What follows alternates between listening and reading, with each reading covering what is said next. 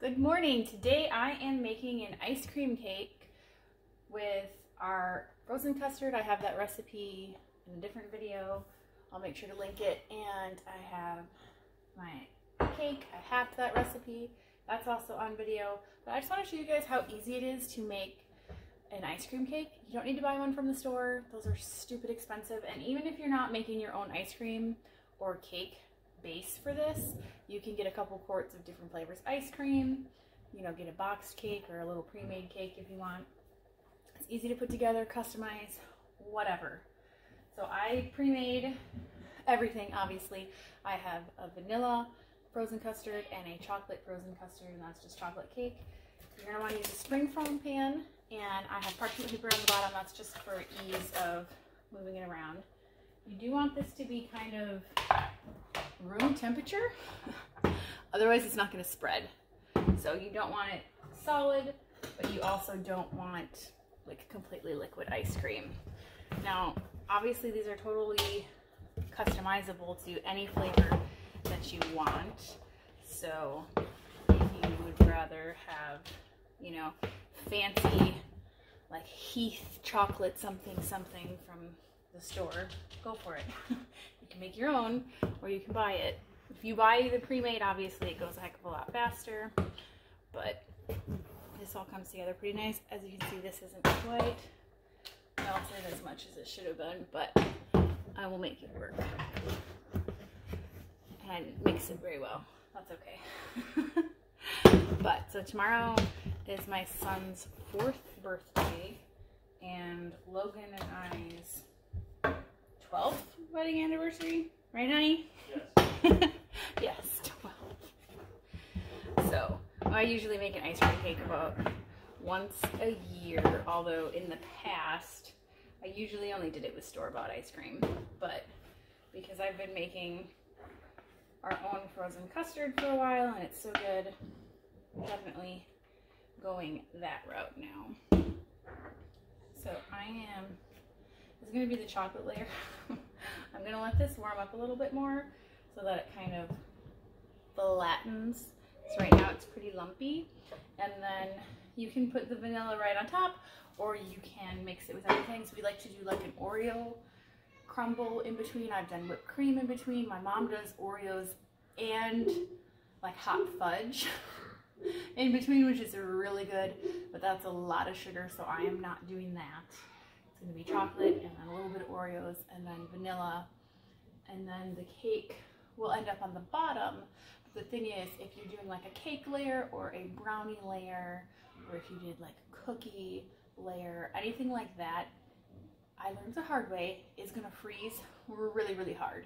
So if you put that on this and put it in the freezer, when you pull it out to eat your cake, it has to warm up for a little bit before you can cut it to eat it anyways, but that will still be frozen solid.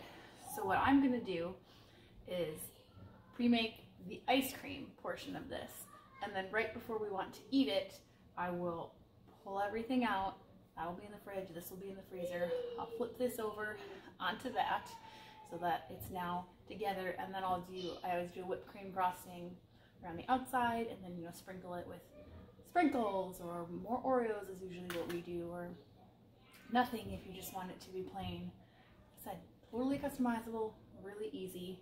It's just a matter of planning ahead a little bit. But even if you are buying your ice cream from the store instead of making it, it's a lot cheaper than the like $35–40 cakes you would get from Dairy Queen or something. So alright, so you can see that's kind of melted into a nice even layer. I've got my Oreos, because I've used whatever you want.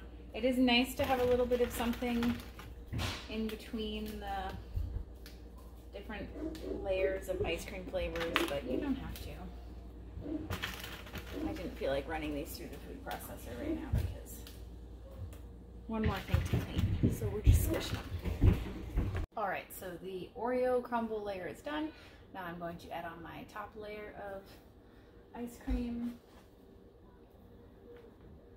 Again, I could have let this melt a little more, but I'll just let it sit until it kind of melts on its own. Don't drop the ice cream.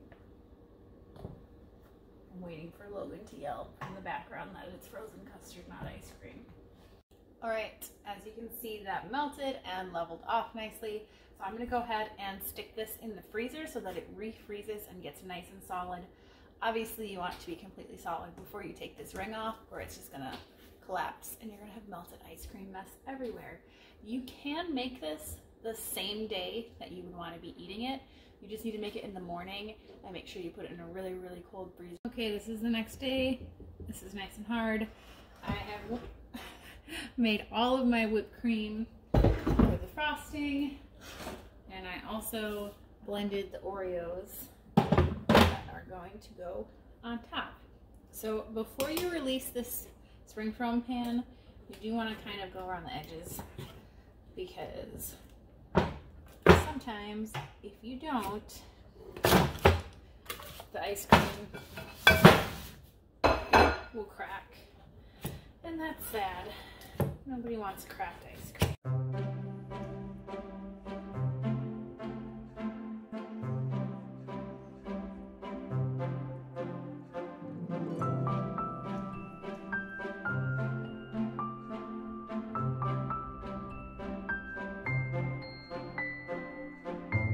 Here you get a good look at the layers. So we have cake, ice cream, Oreo, ice cream. So vanilla and chocolate. Now you could eat it like this. You know, this is totally fabulous.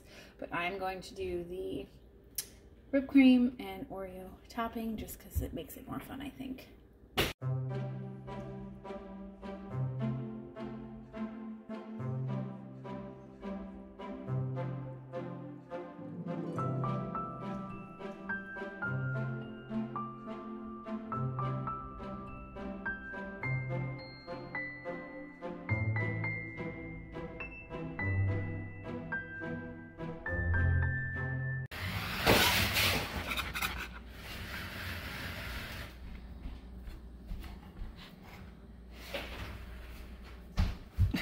Get your fingers out of the way.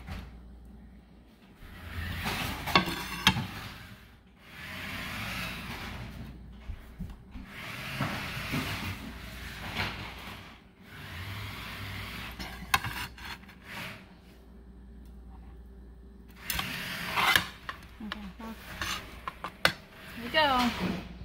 Ice cream cake. Delicious. So, now we're gonna eat it, but it was that easy.